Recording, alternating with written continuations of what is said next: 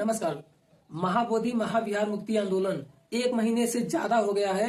इस पर अब जैन समाज के लोग भी बोल रहे हैं कि हमारे भी मंदिरों को कब्जा किया गया है और इसे भी आजाद कराने के लिए हम लोग एक होंगे।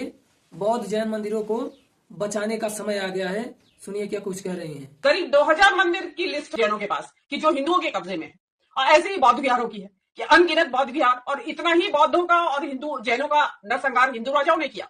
उसके बारे में आप बात क्यों नहीं करते? आप उसका भी तो प्रायश्चित करिए। उसके लिए आप, अगर आप औरंगजेब को इतना सूली पे चढ़ाने के लिए तैयार हैं, तो आपको कौन चढ़ाएगा सूली? इसके बाद आपको बता दें कि बौद्ध समुदाय के पत्रकारों को बिहार सरकार ने डिटेन कर लिया था।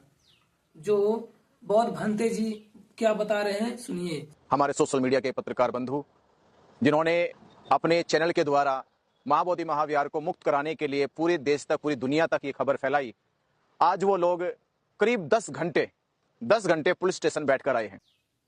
क्या महाबोधि मुक्ति आंदोलन जो 1 महीने से ज्यादा हो गया, लगभग 36 से 37 दिन हो गया है, यह एक जटिल और संवेदनशील मुद्दा है जो धार्मिक पहचान, ऐतिहासिक अधिकार और सामाजिक न्याय से जुड़ा है, जो मुक्त होने के लिए जरूरी है। बौद्ध समुदाय के हाथ में जाना बहुत जरूरी है। कुछ लोगों का सवाल इस पर है कि अगर सरकार बौद्ध धर्म की मांगों को नहीं मानती तो क्या होगा, खासकर ब्राह्मणों के मंदिर प्रबंधन में बने रहने और विदेशी बौद्धों की संभावित भूमिका के संदर्भ में क्या होगा परिणाम।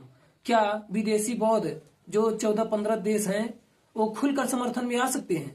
मैं इसी तर्क और उपलब्ध जानकारी के आधार पर विश्लेषण करूंगा। आप अंत तक वीडियो में बने रहें। पहले अब बात करें सरकार की। महाबोधि महाविहार को लेकर बौद्ध समुदाय की मुख्य मांग है कि 1949 का बोध गया टेम्पल एक्ट रद्द हो और मंदिर का पूरा नियंत्रण बौद्धों को मिले। अभी प्रबंधन समिति में हिंदू और बौद्ध दोनों शामिल हैं, जिसमें अध्यक्ष जिला मजिस्ट्रेट हमेशा हिंदू होता है। यह व्यवस्था बौद्धों को अन्यायपूर्ण लगती है क्योंकि यह बुद्ध की ज्ञान स्थली है, लेकिन सरकार अब तक चुप है। शायद इसीलिए कि मामला सुप्रीम कोर्ट में लंबित है 2012 से और धार्मिक तनाव बढ़ने का डर भी है।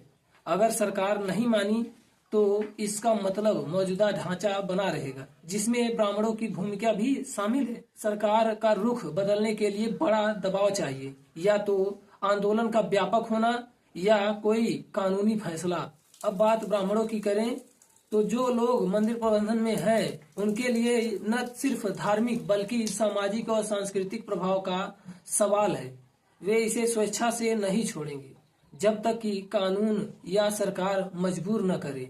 आंदोलनकारी कहते हैं कि ब्राह्मण वहां बौद्ध परंपराओं को तोड़ मरोड़ रहे हैं, जैसे बुद्ध की मूर्तियों को हिंदू देवी देवता से जोड़ा जा रहा है, उन्हें हिंदू देवी देवता बताया जा रहा है। अगर सरकार नहीं मानी तो ब्राह्मणों का नियंत्रण बना रह सकता है, यह संदेह है।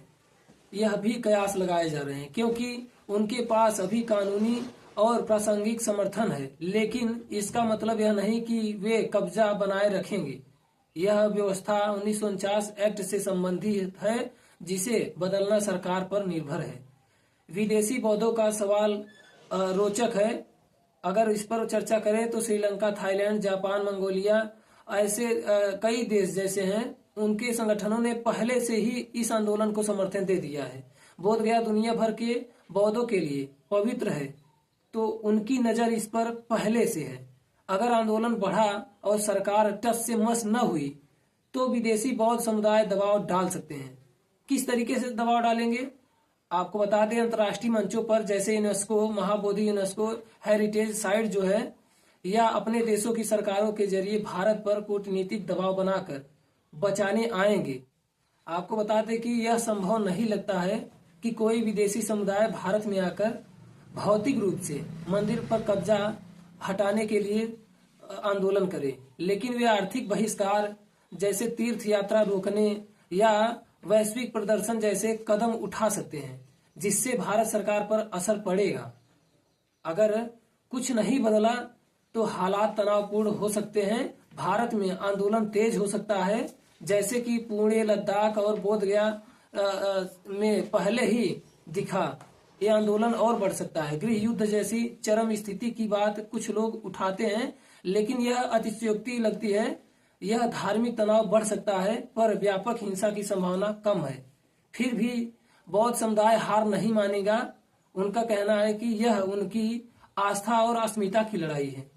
तो संक्षेप में, सरकार नहीं मानी तो ब्राह्मणों की भूमिका बनी रहेगी जब तक सरकार न बदले। विदेशी बौद्ध बचाने के लिए शायद न आए, पर समर्थन जरूर बढ़ाएंगे। अंत में सरकार के रवैये और आंदोलन की ताकत पर निर्भर करता है।